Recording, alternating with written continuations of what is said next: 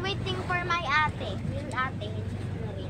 Oh, grabe nga ako makanurin. Sorry ka, Lord Chase.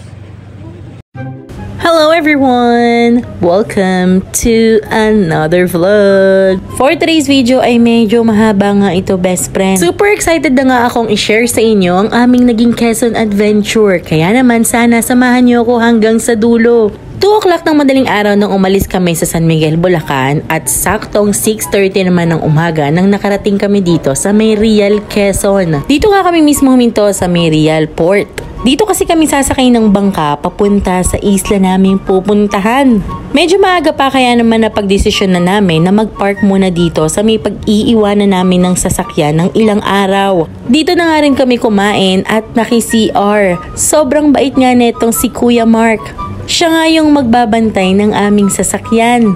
May bayad nga na 200 pesos para sa parking fee per day. Mula San Miguel ay hindi na nga talaga kami nakakain kasi dire-diretso na yung naging biyahe namin. Pero meron kaming baon na adobong Tagalog na manok at meron din kaming pinrito na spam. Yan kasi yung request na palaman ng mga bata pero ginawa na naming ulam. After namin kumain at makapagpahinga ng kaunti ay sinamahan na nga kami ni Kuya Mark dito sa may sakayan ng bangka. Isang beses sa isang araw lang doon nagkakaroon ng biyahe papunta dun sa isla na ating pupuntahan mula dito sa may port ng Real. Ang oras nga ng pag-alis ng bangka ay alas 10 ng umaga kaya nako best friend kailangan mong agahan bago mag alas 10 kasi baka maiwan ka ng bangka. Sinulat na nga namin ang aming mga pangalan at iba pang detalye at nagbayad nga kami ng aming pamasahe. Ang bayad nga sa pamasahe ay 500 pesos bawat isang tao at kapag naman bata ay 250 pesos. Best friend, literal na magiging mahaba ang biyahe natin sa gitnang karagatan dahil mula sa Real Port ay 3 hanggang 4 na oras ang magiging biyahe papunta sa islang ating pinakahihintay na puntahan. Nang pumasok na nga kami dito sa may loob ng bangka ay naghanap na kami ng medyo komportabling pwestuhan. Pwede ka din namang pumesa sa may itaas pero napili namin na dito na lang kami sa baba kasi medyo mainit sa itaas. Alam niyo ba na first time ko nga lang din makasakay sa ganitong klaseng bangka at tingnan niyo naman meron silang sariling CR. Bago nga umalis sa Real Port ay nagche-check ang mga Coast Guard para sa security check. 2 oras mahigit ang nakalipas at eto nadaanan nga namin ang Polillo Island. Dati sa libro ko lang to nakikita pero nakita nyo naman tanaw na ang Polillo Island. At saktong 4 na oras nga ng pagbabiyahe sa karagatan ay eto na nakarating na tayo sa aking pinakahihintay na lugar. At alam niyo ba na nakasabay pa nga namin sa bangka ang asawa ng Vice Mayor dito. Di naman halata sa aking mukha na sobrang sayo ko, di ba best friend? Bago kami dumiretso sa aming pagtutuluyan ay huminto muna kami dito para magbayad ng environmental fee na 100 pesos. At ito na best friend, nandito na tayo sa Patnanungan, Quezon. Dito kami nagstay sa May Sky Rain Beach Resort. Ang nangangasiwa nga dito sa beach resort ay ang anak ng Vice Mayor ng Patnanungan, Quezon. Kaya naman all goods at sobrang safe tayo dito, best friend. Bago nga kami dumiretso sa bahay na pag-iistayan namin ay sumilip muna ako dito sa may dagat. Nakita nyo ba sobrang pino ng buhangin, sobrang linaw ng dagat at sobrang linis din. After nga naming maglibot-libot sa may gilid ng dagat ay pumunta na kami dito sa aming pag-iistayan ng ilang araw. Isang buong bahay nga pala to, meron 2 kwarto, fully air-conditioned yung bahay, may sariling kitchen, may sariling CR. Hindi pa siya ganun ka-fully developed. Ang source ng tubig nila dito ay poso, best friend.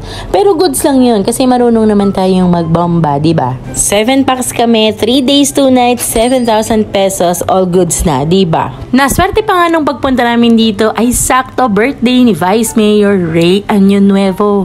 Syempre, pag mga ganyang handaan kapag inimbita, hindi natin papalagbasin, best friend. Hanggang dito ba naman sa Patnanungan, hindi tayo tinatantanan ng handaan? Busog na sa merienda, meron pang pulutan. After nga namin makikain at maki-birthday ay bumalik na kami sa aming cottage. Doon na namin tinuloy ang inuman at pagkatapos nga ay umuwi na kami sa bahay para makapagpahinga at para meron tayong lakas kinabukasan.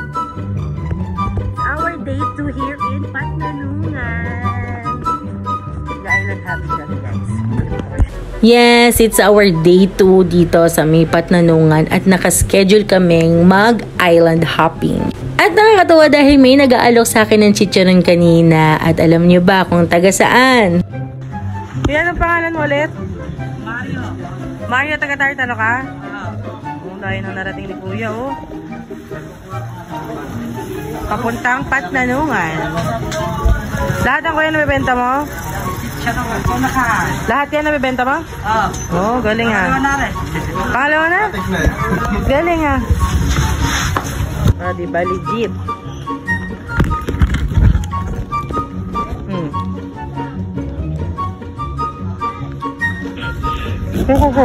Sadyang masisipag ang mga taga San Miguel. Nakakatuwa kasi isipin nyo, dito pa kami nagtagpo sa may Patnanungan, Quezon. Hanggang dito nakakarating yung ating chicharon. O diba bongga? Makalipas nga ang 20 minutes ay nakarating na kami dito sa aming unang destinasyon. Dito sa may Pacabalo Sandbar. Guys! Nakita yung solo-solo namin yung isla.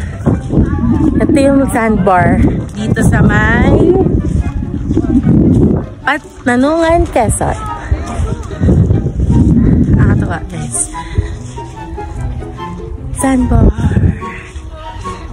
Literal, kami lang talaga ulit yung tao kasi nga daw, hindi pa daw talaga masyadong nadidiscover itong lugar na ito. Alam nyo ba, bukod sa Cebu, ito ang isa sa pinakamagandang dagat na napuntahan ko. So, ang aming ulam ay puset at fresh na fish. At yun pa. Ano yan? Talagang bukid na Patnanungan version. Tilapia. Guys, ito ganito kaputi at kapino ang kanilang buhangin. Look. Diba? Whew. Halos nagtagal rin kami ng 2 oras dito sa may sandbar at dito na rin kami kumain. After naman naming magpahinga, mag-swimming, ay dumiretso na kami sa pangalawang destinasyon. Andito kami ngayon sa Minasawa Island. At kami lang ang tao dito, guys. Sobrang ganda dito. Look! As in, kami lang. Literal. Ayan. Sobrang worth it. Ang ganda dito, guys. Guys, legit. Ito talaga yung kulay ng buhangin at yung kulay ng dagat. Walang edit-edit yan, guys. Dito naman sa Minasawa Island, nagtagal kami ng halos 3 oras kasi talagang nag-enjoy kami sa paglalangoy. At nagpunta na kami dito sa pangatlo at huling destinasyon ng aming island hopping. Ito yung literal na napawaw talaga ako sa sobrang ganda. As in, grabe, napakaganda niya. Yan guys, andito kami ngayon sa mahabang baybayin. Yan. So, ayan, sawa ko nga pala. Nanguhuli ng shell. Ay, shell? Ano ba yan? Ayan, super duper ganda.